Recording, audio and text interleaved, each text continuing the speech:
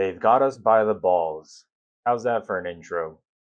Something I learned about myself is when I stopped caring about every little thing about my life, I actually worked more. Like way more.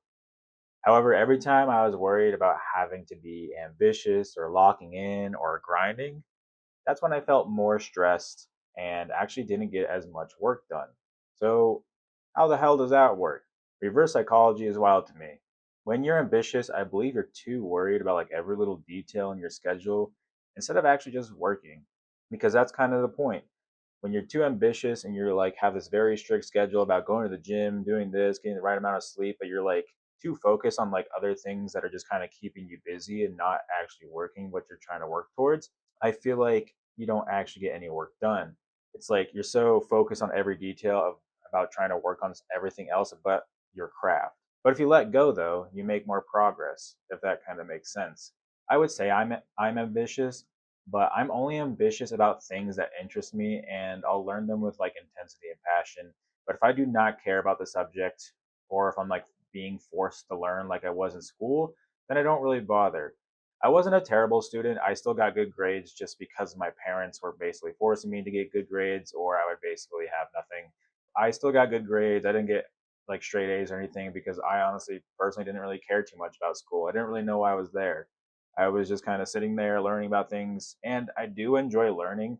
I don't like being forced to learn about certain things. I wish my parents kind of put me more towards a creative route rather than like a typical school route or something like that, or they did make me try a bunch of things like art classes and music and stuff like that and sports, which I do like, but I kind of wish I had figured this out sooner, but it is what it is and I can't really change anything, so we're doing it now. Something that there's always something to learn, or I would rather figure it out myself because I don't know. I like that the mystery is still there, but when you get to learn, and it hasn't been ruined for me. I was talking to another artist the other day. I took a stone carving class, and he was saying how much he loves stone carving, but he also grew up painting and went to school for it. And he told me that he hates painting now because they basically taught him everything that he needs to know.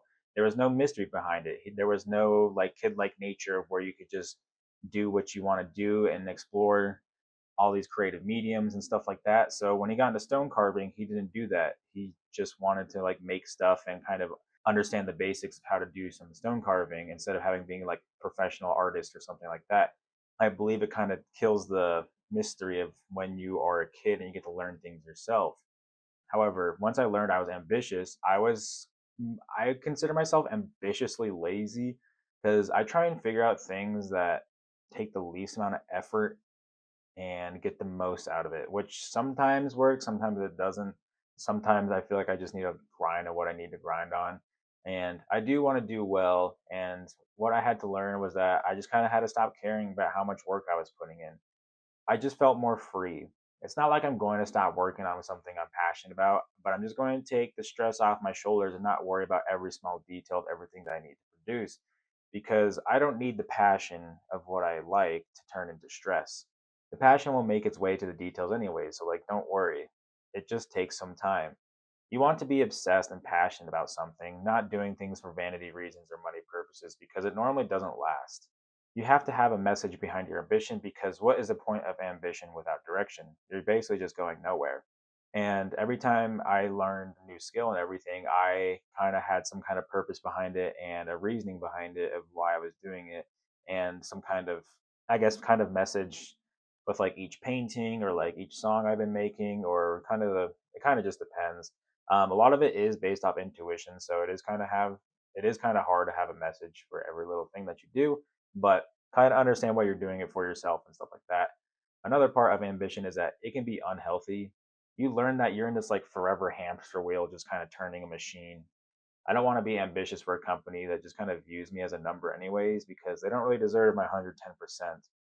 Being a grown adult and being told what to do by another adult is kind of odd to me unless they're helping me or teaching me something that I can learn from.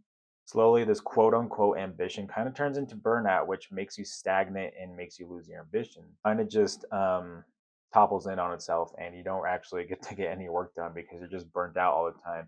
You decided to work so much to the point where you didn't have any time for yourself or anything around you. So you just burnt yourself out, and good job. And I've been there too.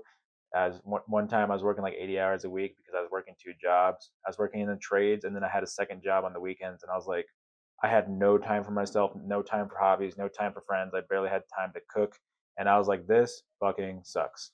So you're no longer ambitious anymore because you're drained.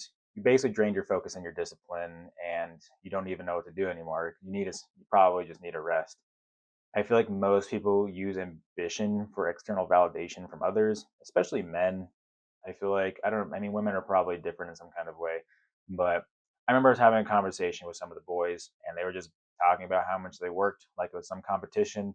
Like my friend Blake was talking about like, oh, I work 60 hours a week, blah blah blah blah blah. And I'm like, dude, relax. Not that big of a deal.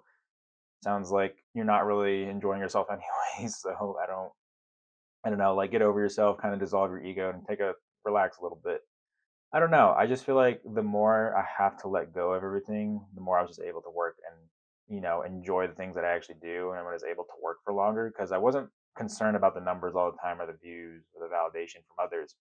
I learned that I wanted to create and I just want to create. I learned that this is something I have to do or kind of like die a little bit inside. Like I physically have to like create like consistently because it just makes me happy and like I guess it gives me a sense of purpose, but I kind of talked about purpose in a different video and how all that is just a kind of bunch of waste of time and it's more of like a kind of an illusion.